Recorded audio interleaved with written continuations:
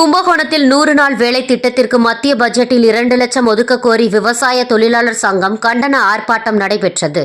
கும்பகோணத்தில் மகாத்மா காந்தி தேசிய ஊரக வேலைவாய்ப்பு திட்டத்திற்கு வரும் 2025 மற்றும் 26ஆம் ஆண்டிற்கு ரூபாய் 2 லட்சம் கோடியை மத்திய பட்ஜெட்டில் ஒதுக்கிட கோரியும் அரசு அறிவித்துள்ள தினசரி கூலி ரூபாய் 319 குறைக்காமல் வழங்கவும், கூடுதலாக 200 நாள் வேலையும் அதற்கு கூலியாக ரூபாய் 600 வழங்க வலியுறுத்தி கூடுதல் நிதி ஒதுக்காததை கண்டித்து ஊராட்சி ஒன்றிய அலுவலகம் முன்பு கண்டன ஆர்ப்பாட்டம் விவசாய தொழிலாளர் சங்க ஒன்றிய தலைவர் நாகமுத்து தலைமையில் நடைபெற்றது.